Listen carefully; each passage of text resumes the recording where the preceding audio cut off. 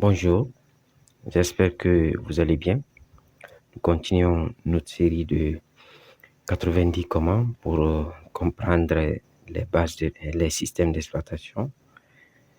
Donc, le commande 14, alors j'ai oublié de rectifier R14. Nous avons plusieurs types de systèmes. D'abord, il y a le système purement séquentiel qui est basé sur un certain nombre de notions, à savoir la notion d'exploitation self-service. Et il faut savoir que les premiers ordinateurs étaient dépourvus de logiciels, d'où l'utilisation d'une série de commandes. Pourquoi? Pour pouvoir manipuler la machine et aussi ses périphériques. Et ces périphériques sont les supports de cartes perforées. Deuxième notion qu'il faut connaître, c'est la notion de moniteur d'enchaînement. C'est un programme qui s'active de façon automatique après l'exécution de chaque programme. Le but de cela, c'est de permettre la lecture en mémoire et l'exécution de programmes ou du programme usagé suivant. Autre notion, c'est le système batch low ou batch processing. C'est un contrôle avancé de l'exécution des programmes usagés. Deuxième type de système, c'est le système multiprogramme. La notion qu'il faut connaître ici, c'est la notion de multiprogrammation. Le principe, c'est d'allouer le processeur au programme usagé de façon successive par ce que nous appelons quantum de temps. Quel est l'intérêt? L'intérêt, c'est pour augmenter le temps de réponse, aussi l'utilisation des ressources est augmentée ou de façon croissante. Ça donne aussi l'illusion à l'utilisateur qu'il n'utilise que la machine seule, qu'il utilise la machine seule. Troisième type de système, c'est le système transactionnel. C'est un système qui gère une base de données à travers la notion de transaction. Et il gère de façon permanente un grand nombre de transactions. Ici, les utilisateurs se partagent les données. Le quatrième type de système, c'est le système à temps réel. C'est un système spécialisé.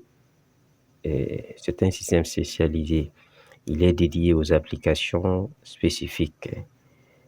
Exemple, les systèmes de contrôle pourvus de capteurs.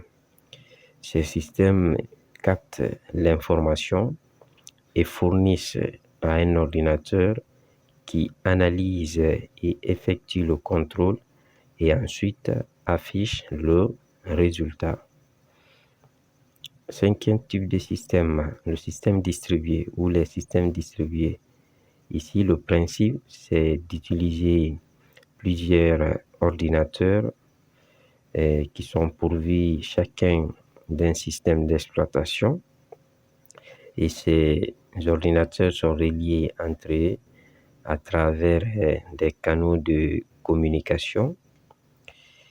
Et ils opèrent, c'est-à-dire ces systèmes d'exploitation vont coopérer et collaborer dans le but d'exécuter une application distribuée. Par exemple, nous avons une application d'un système bancaire qui peut être exécutée par les utilisateurs du réseau.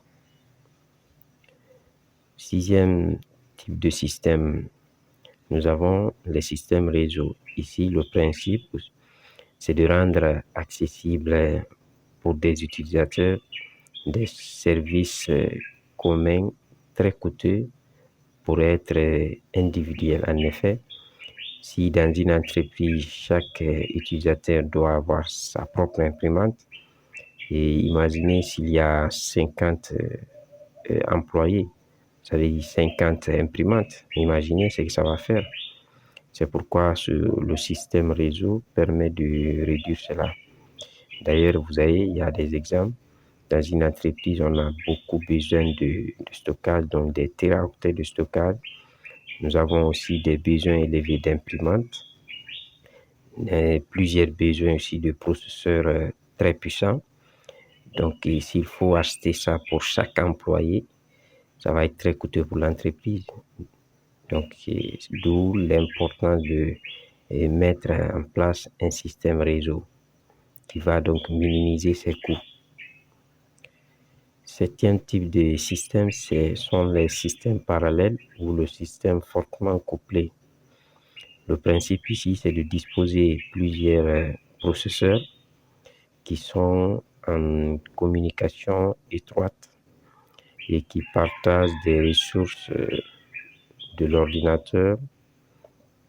C'est la notion de système multiprocesseur utilisant généralement une fonctionnalité appelée SMP pour symétrique multiprocessing ou multitraitement symétrique en français.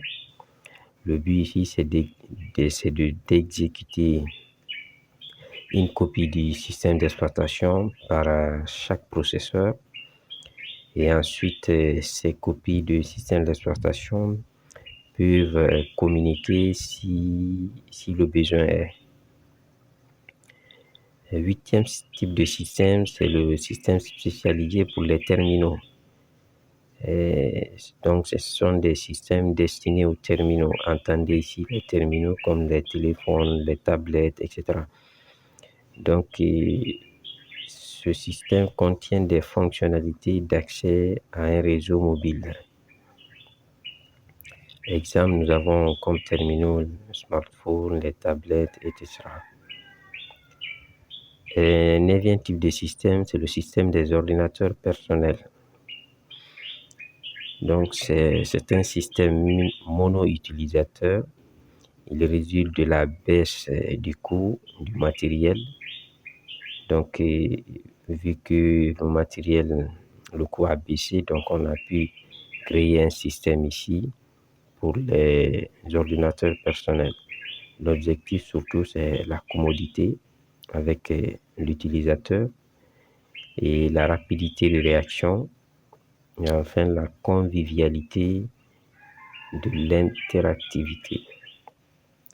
C'est tout pour cette vidéo, j'espère qu'elle vous sera utile. Si c'est le cas, n'oubliez pas de vous abonner à la chaîne et de partager la vidéo.